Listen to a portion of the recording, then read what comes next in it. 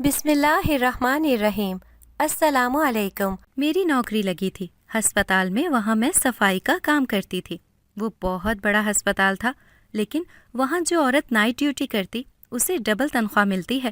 لیکن میں جب ڈاکٹر سے نائٹ ڈیوٹی کا کہتی تو وہ انکار کر دیتی، کہتی تمہاری عمر زیادہ ہے، نائٹ ڈیوٹی صرف 25 سال تک کی لڑکیاں کر سکتی ہیں۔ مجھے تو موقع مل گیا تھا، میں نے فوراً اپنی جوان بیٹی کو نوکری پر لگوا دیا۔ میں خوش تھی، اب ڈبل تنخواہ ملے گی۔ پر اگلے دن جب بیٹی گھر آئی تو قیامت ٹوٹ پڑی کہ بچپن سے میں نے دکھ ہی دکھ دیکھے تھے۔ جب میں بہت چھوٹی تھی تو ماں باپ کا سایہ سر سے اٹھ گیا تھا۔ مجھے میری خالہ نے پال پوس کر بڑا کیا تھا، اور 18 برس کی عمر میں ہی خالہ نے مجھے بیاہ دیا تھا۔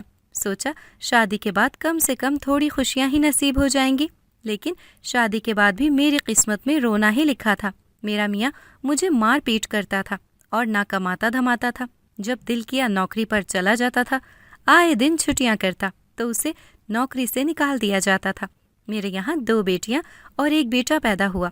شادی کو 5 سال گزر گئے تھے، لیکن میرے شوہر کو اب تک نہ میری کوئی فکر تھی اور نہ ہی بچوں کی۔ وہ سارا دن روتے بلکتے بھوک پیاس کی شدت سے، ہمیں کبھی تو 2 وقت کی دال روٹی مل جاتی تھی اور کبھی 1 وقت کا کھانا بھی نصیب نہ ہوتا تھا۔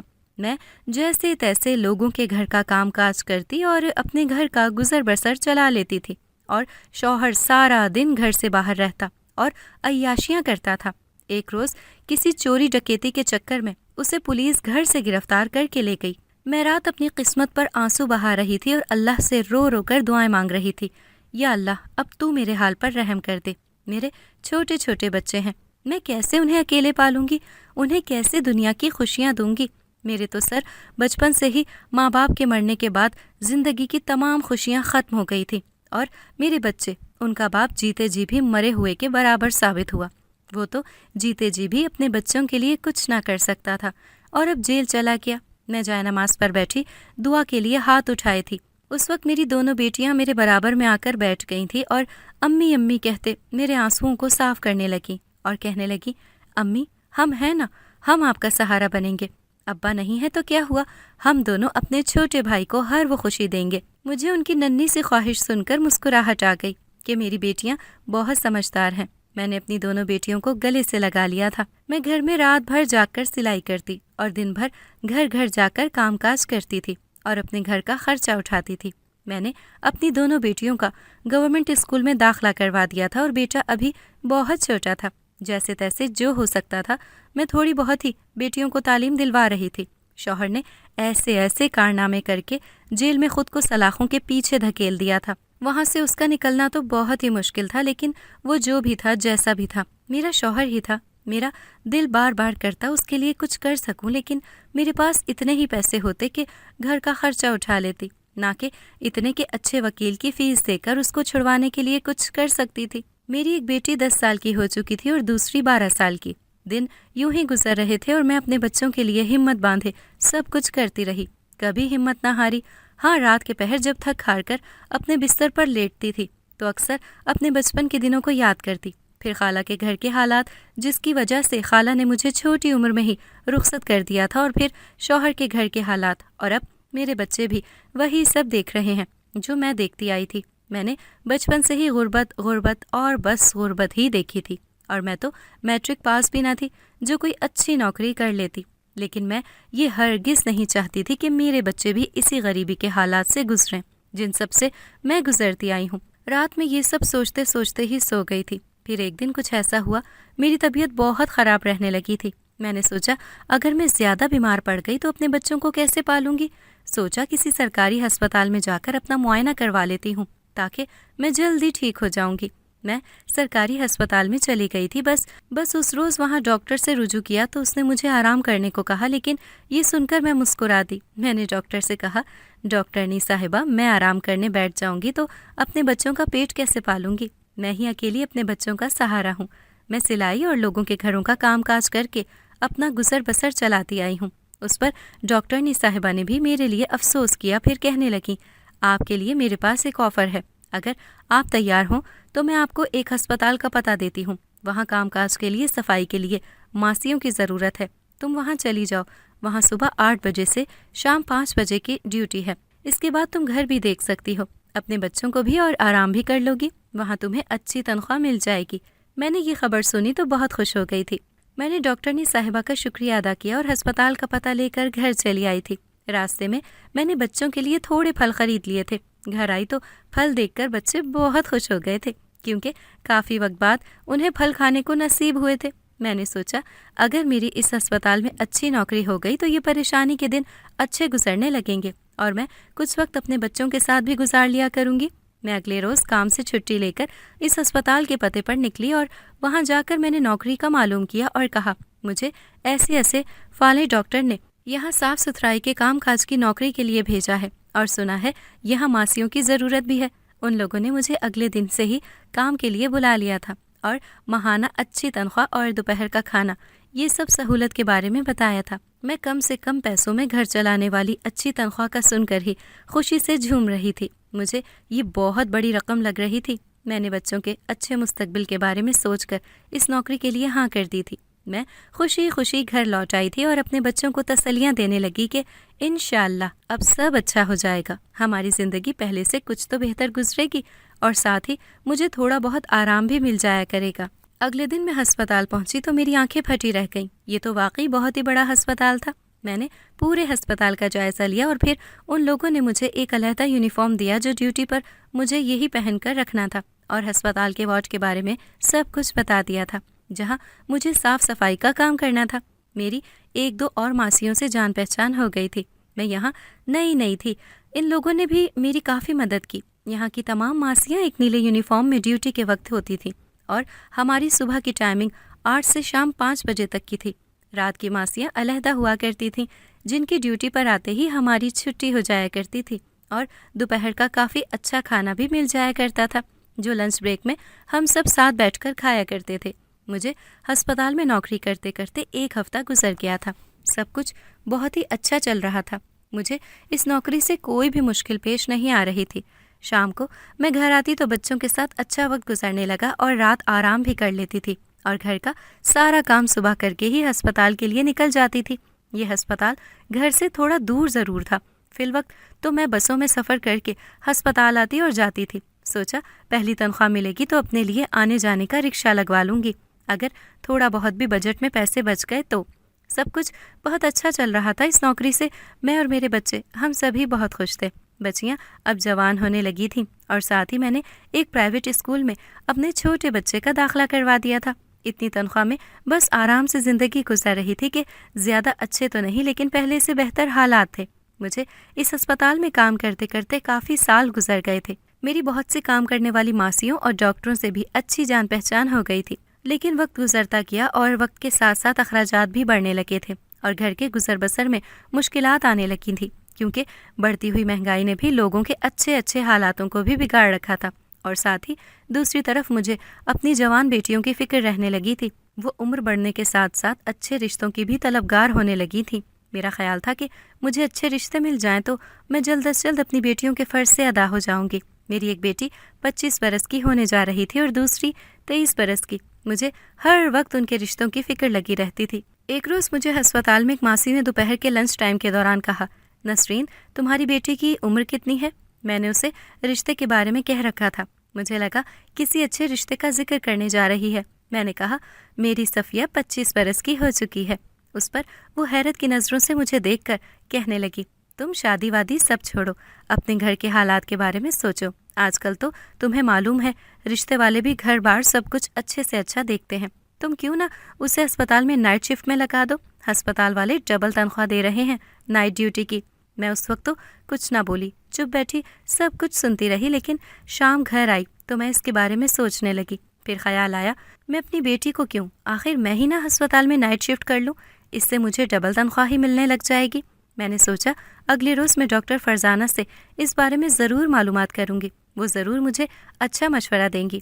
اگلے روز میں نے ڈاکٹر فرزانہ سے اس بارے میں معلومات کی تو وہ کہنے لگی، تم سے نہیں ہوگا، یہ نائٹ ڈیوٹی کے لیے 25 سال یا اس سے کم عمر کی لڑکیوں کی ضرورت ہے، اور تمہاری عمر تو بہت زیادہ ہے، تم یہ نوکری ہرگز نہیں کر سکتی۔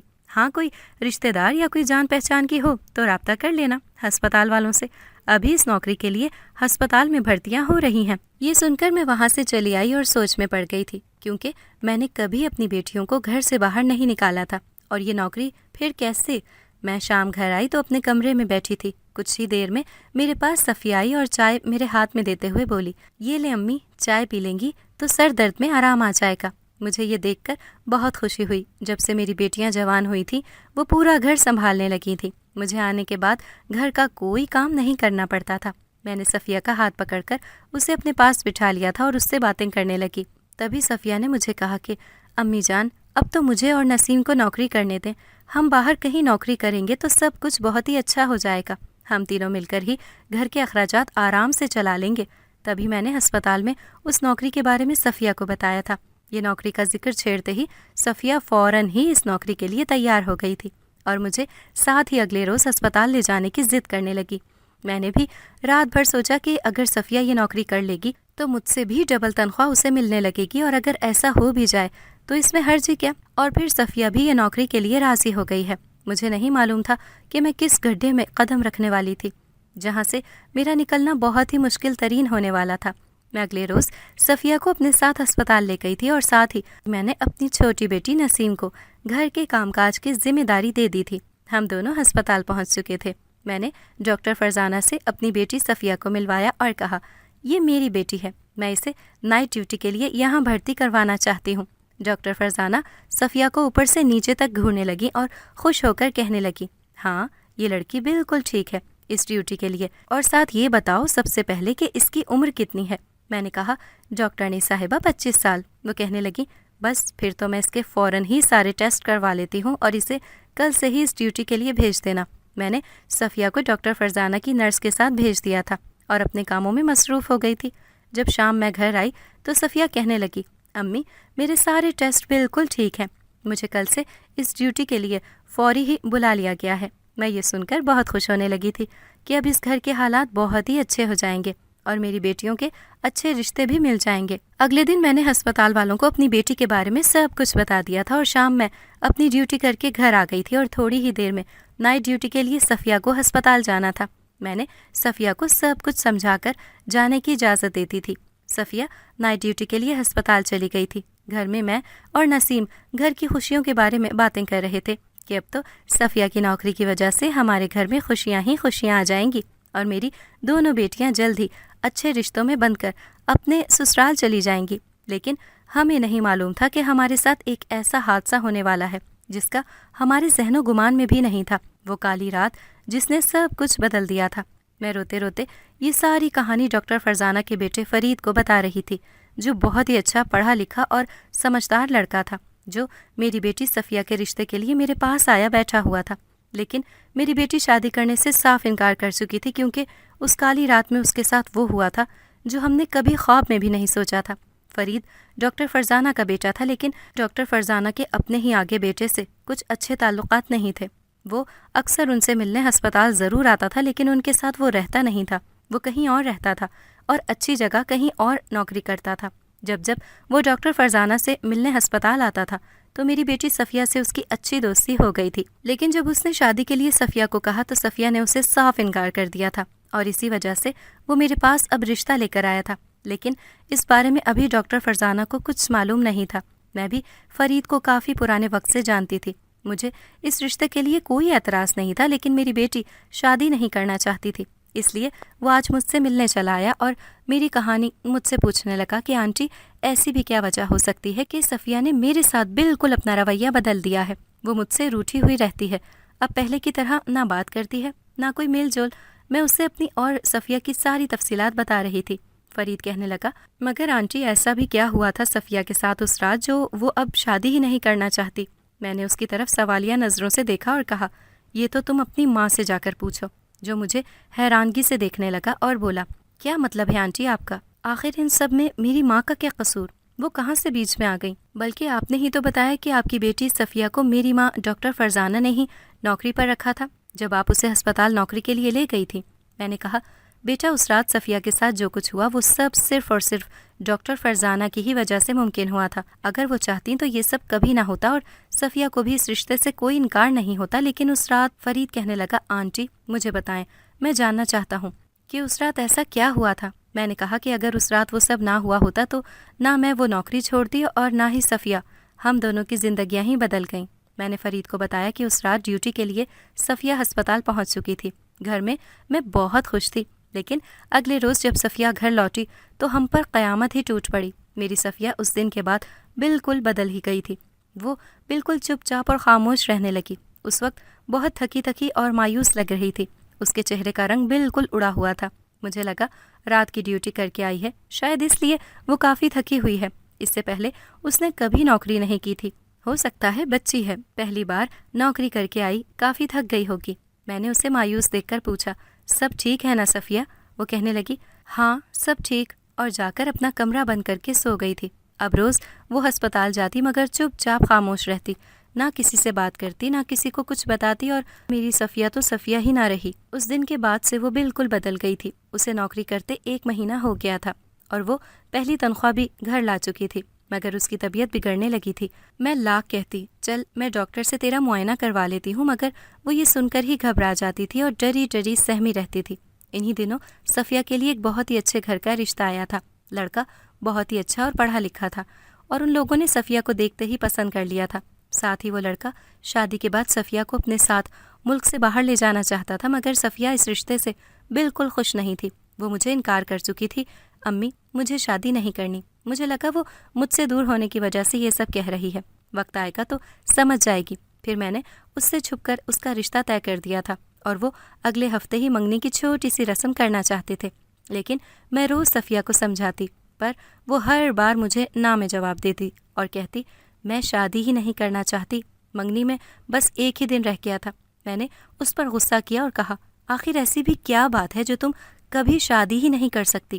تو وہ مجھے دیکھ کر رو پڑی اور کہنے لگی، امی جان میں زندگی میں کبھی شادی نہیں کر سکتی۔ اگر میں نے شادی کر بھی لی تو میرا وہ راز سب کے سامنے آ جائے گا، اور ہو سکتا ہے اس کی وجہ سے زمانے میں آپ کو بھی رسوا ہونا پڑ جائے، اور شاید مجھے بھی طلاق ہو جائے اور آپ کو زمانہ رسوا کرے۔ یہ میں ہرگز نہیں ہونے دوں گی۔ اس لیے میں نے فیصلہ کیا ہے کہ میں کبھی شادی نہیں کروں گی، چاہے مجھے زندگی بھر کنوارا ہی رہنا پڑے۔ میں یہ سب سن کر حیرت زدہ ہونے لگی کہ صفیہ یہ سب کیا کہہ رہی ہے۔ صفیہ کہنے لگی، امی جان آپ ایسا کریں، میری جگہ یہ منگنی آپ نسیم سے کروا دیں، پھر ہم دونوں مل کر اپنی نسیم کی خوب دھوم دھام سے شادی کریں گے، لیکن بس آپ وعدہ کریں کہ کچھ بھی ہو جائے میری شادی کا ذکر آپ کبھی نہیں کریں گی۔ بس یہ سمجھ لیں کہ میری زندگی میں شادی کی خوشیاں لکھی ہی نہیں ہیں۔ اللہ نے مجھے اس خوشی سے بالکل محروم کر دیا ہے۔ مجھے اس کی ایسی باتیں سن کر خوف آنے لگا تھا، نہ جانے وہ ایسا کیوں کہہ رہی تھی۔ ایک روز اس کی حالت بہت بگڑنے لگی، تب میں اسے محلے کے ایک قریبی کلینک میں لے گئی تھی۔ اس کے پیٹ میں شدید درد اٹھنے لگا تھا۔ میں نے اس کا ایک لیڈی ڈاکٹر سے معائنہ کروایا تھا۔ جب اس ڈاکٹر نے الٹرا ساؤنڈ لکھ کر دیا تو صفیہ کو اس پر بھی اعتراض ہونے لگا۔ وہ کہنے لگی، امی میں ٹھیک ہوں اور میں یہ الٹرا ساؤنڈ نہیں کرواؤں گی۔ میرا دل زور زور سے دھڑکنے لگا تھا، نہ جانے وہ کیوں منع کر رہی تھی، اور میں اسے درد میں اس طرح تڑپتا ہوا نہیں دیکھ سکتی تھی۔ ایک روز وہ گھر میں ہی چکرا کر گر گئی تھی۔ میں نے زبردستی اسے اٹھایا اور قریبی ہسپتال میں لے گئی تھی۔ وہ اس وقت بے ہوش تھی۔ اس کا چیک اپ کروایا تھا۔ جب اسے ہوش آیا تو میں نے بڑی مشکل سے جیسے تیسے اس کو راضی کیا اور اس کا الٹرا ساؤنڈ کروا ہی لیا تھا۔ لیکن جب ڈاکٹر نے اس کی رپورٹس دیکھی تو اپنی کرسی سے اٹھ کھڑی ہوئی اور کہنے لگی، بی بی یہ اس کے ساتھ کب ہوا اور کیسے؟ آخر یہ ماجرا کیا ہے؟ یہ سن کر صفیہ گھبراتی اور ڈری ہوئی دوڑ کر وہاں سے چلی آئی تھی۔ وہ گھر آ گئی تھی اور میں ڈاکٹر سے بات کرنے لگی۔ جب ڈاکٹر نے مجھے اس کے بارے میں ایک ایسا سچ بتایا، میرے تو پیروں تلے زمین ہی نکل گئی تھی۔ مجھے اپنے اس دن کا خیال آ گیا تھا جب میں نے سمجھا بجھا کر صفیہ کو نوکری کے لیے اس رات ہسپتال بھیجا تھا، جب اس کی نائٹ ڈیوٹی پر پہلی رات تھی۔ میری تو روح ہی کانپ گئی تھی۔ میں نے صفیہ کا وہ راز جان لیا تھا۔ میں نے صفیہ پر گھر آ کر بہت غصہ کیا، گلہ کیا کہ آخر اس نے غربت اور گھر کے حالات کے خاطر یہ سب کر لیا تھا، لیکن تعجب مجھے ڈاکٹر فرزانہ پر ہو رہا تھا، جو اتنی بڑی مشہور ڈاکٹر، اور وہ وہاں ہسپتال میں نہ جانے کتنی جوان لڑکیوں کی زندگی سے کھیل رہی تھی۔ میں نے فرید کو صفیہ کی ساری سچائی بتا دی تھی۔ یہ سن کر فرید کی آنکھوں میں بھی آنسو جاری تھے اور اس کے سامنے اپنی ماں کی اصل حقیقت بھی آ چکی تھی۔ میں نے فرید کو بتایا کہ ہم غریب لوگ اور کر بھی کیا سکتے تھے، اتنے بڑے ہسپتال اور اتنی بڑی ڈاکٹر کے خلاف جانے کے لیے ہمارے پاس کچھ بھی نہیں تھا، اور نہ ہماری مدد کوئی بھی کرتا، کیونکہ ڈبل تنخواہ کی لالچ میں ہر غریب ماں باپ اپنی جوان لڑکیوں کو اس نوکری کے لیے بہت امیدیں لگا کر ہسپتال میں نائٹ ڈیوٹی کے لیے بھیجتے تھے، مگر انہیں نہیں معلوم تھا کہ وہ جوان لڑکیوں کو کس کنویں میں دھکیل رہے ہیں۔ یہ سن کر فرید غصے میں بھرا کہنے لگا، میں ہر حال میں صفیہ سے ہی شادی کروں گا، آپ بس اسے شادی کے لیے منا لیں، اور اس کے ساتھ اس رات جو کچھ ہوا وہ میں دیکھ لوں گا۔ میں نے اور صفیہ نے اسی روز نوکری چھوڑ دی تھی، اور اس کے بعد ہم نے مڑ کر کبھی اس ہسپتال کی شکل نہیں دیکھی تھی۔ لیکن جب فرید غصے میں بھرا ہوا میرے گھر سے نکلا تو مجھے بے حد ڈر اور خوف آنے لگا، کہیں وہ غصے میں اپنی ماں کے ساتھ کچھ غلط نہیں۔ میں ایسا نہیں ہونے دے سکتی تھی۔ میں بھی فوراً ہی گھر سے نکلی اور فرید کا پیچھا کرنے لگی۔ فرید اسی ہسپتال کی طرف جا رہا تھا، میں اس کا پیچھا کر رہی تھی۔ میں فرید کے ساتھ اس ہسپتال میں آ گئی تھی اور فرید ڈاکٹر فرزانہ کے روم میں چلا گیا تھا۔ مجھے ہسپتال میں اتنے عرصے بعد سب لوگ دیکھ کر چونک گئے تھے اور مجھے روک کر نوکری چھوڑنے کی وجہ پوچھنے لگے۔ میں انہیں آخر کیا بتاتی؟ میں نے کسی سے کچھ بھی کہے بغیر فرید کے ساتھ ڈاکٹر فرزانہ کے روم کی طرف جانے لگی۔ میں نے روم کے باہر سے چھپ کر دیکھا تو ڈاکٹر فرزانہ سے مل کر فرید بالکل ہی صحیح برتاؤ کر رہا تھا۔ مجھے بڑی حیرت ہونے لگی کہ اتنا بڑا سچ جان کر بھی وہ اپنی ماں کے ساتھ اس طرح پیش آ رہا ہے جیسے کچھ ہوا ہی نہیں۔ فرید نے صفیہ کی تصویر ٹیبل پر فرزانہ کے سامنے رکھتے ہوئے خوشی سے کہا، ماما مجھے یہ لڑکی بے حد پسند ہے اور میں اسی سے شادی کرنا چاہتا ہوں۔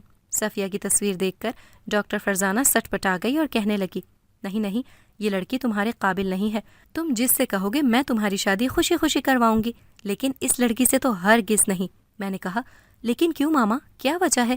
کیا یہ لوگ غریب ہیں، ہمارے اسٹیٹس کے نہیں، یا پھر وجہ یہ سمجھوں کہ آپ میری سگی ماں نہیں ہیں، میرے بابا کی دوسری بیوی ہیں؟ یہ سن کر تو مجھے بھی شدید صدمہ لگا کہ فرزانہ فرید کی سوتیلی ماں ہے۔ مجھے اب سمجھ آیا کہ تبھی فرید اور فرزانہ کے درمیان اختلافات رہتے تھے، اسی لیے وہ اپنی ماں کے ساتھ نہیں علیحدہ رہتا تھا۔ ڈاکٹر فرزانہ بے حد گھبرانے لگی اور اپنے چہرے سے پسینے صاف کرنے لگی تھی۔ فرید کہنے لگا، اگر آپ میری خوشی چاہتی ہیں تو بابا سے اس رشتے کی بات کریں اور میں اسی لڑکی سے شادی کروں گا، نہیں تو زندگی بھر کنوارا ہی بیٹھا رہوں گا۔ یہ سن کر ڈاکٹر فرزانہ فرید پر شدید غصہ کرنے لگی۔ نہیں نہیں، ایسا نہیں ہو سکتا۔ وہ چیخ پڑی، مگر کیوں ماما، کیوں نہیں ہو سکتا؟ ایسا بھی کیا ہے اس لڑکی میں؟ کوئی کمی ہے؟ یہ خوبصورت ہے، جوان ہے اور ساتھ ہی میری پسند ہے، اور میری ایک اچھی دوست بھی ہے، پھر کیوں آپ کو اس رشتے سے انکار ہے؟ فرید نے فرزانہ کے سامنے بار بار ایسے الفاظ کہے اور اس سے سچ اگلوانے کے لیے اسے اکسایا، اور وہی ہوا۔ کچھ دیر بعد وہ چیخ کر کہنے لگی، یہ لڑکی شادی کے قابل نہیں ہے، اس کی شادی نہیں ہو سکتی، اور ہو بھی گئی تو اس کی طلاق ہو جائے گی، اسے کوئی نہیں اپنائے گا۔ مگر کیوں؟ ایسا کیوں ماما؟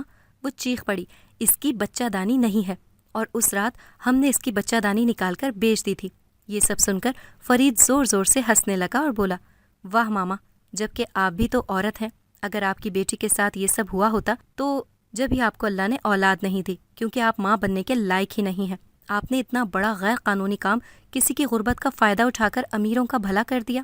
وہ رونے لگی، ہاں ہاں، میں نے یہ سب کیا ہے، اور میں یہ پچھلے 1 سال سے کرتی آئی ہوں۔ وہ سارا سچ فرید کے سامنے بول پڑی کہ یہاں نائٹ ڈیوٹی کے لیے 25 سال کی جوان لڑکیوں کو رکھا جاتا تھا، اور غریب کام کرنے والی اپنے رشتہ داروں اور بیٹیوں کو نوکری پر رکھوا دیتے تھے، اور خود غریب لڑکیاں بھی نوکری کے لیے آتی تھیں۔ پھر ہم امیروں سے پیسے لے کر ان امیر عورتوں کو وہ بچہ دانی ٹرانسپلانٹ کر دیتے تھے، جن کی بچہ دانیوں میں کچھ مسائل ہوا کرتے تھے اور وہ ماں نہیں بن پاتی تھیں۔ غربت سے تنگ آ کر پیسوں کی لالچ میں لڑکیاں اپنے گھر والوں کے لیے یہ قربانیاں بآسانی دیتی تھیں اور اپنی زندگی کو برباد کر لیتی تھیں۔ فرید نے یہ سب سن کر اپنے بابا کو اپنی ماں کی سچائی بتا کر انہیں گرفتار کروا لیا تھا، کیونکہ وہ گائنی کی ڈاکٹر تھی اور یہ سب خود اس ہسپتال میں رات چھپ کر کرتی تھی۔ ہسپتال والوں نے بھی ایسے کئی ڈاکٹروں کے خلاف پولیس کی کارروائی جاری کروائی، اور دوسری طرف فرید نے صفیہ کو شادی کے لیے راضی کیا۔ اسے صفیہ کی کسی بھی کمی کا کوئی افسوس نہ تھا۔ وہ لڑکا صفیہ کو شادی کر کے اپنے گھر لے گیا تھا، اور میری نسیم اس کی شادی میں پہلے ہی اچھے گھر میں کر چکی تھی۔ جب شادی کے لیے پہلا رشتہ آیا تھا اور صفیہ نے منع کر دیا تھا، تب میں نے ان لوگوں سے بات چیت کر کے نسیم کی شادی کر دی تھی۔ اس طرح میں نے اپنی بچیوں کو بیاہ کر چین اور سکون کی سانس لی، اور میرے بیٹے کو بھی بہت اچھی نوکری مل چکی تھی، اور ہم اپنی زندگی میں خوشحال ہو گئے تھے، اور صفیہ اور نسیم بھی اپنے اپنے گھروں میں بہت خوش تھیں۔ اگر آپ کو ہماری آج کی کہانی پسند آئی ہے تو اسے لائک کریں، شیئر کریں اور چینل کو سبسکرائب کرنا مت بھولیے گا، تاکہ آپ کو ہر نئی آنے والی ویڈیو کا نوٹیفیکیشن بر وقت ملتا رہے۔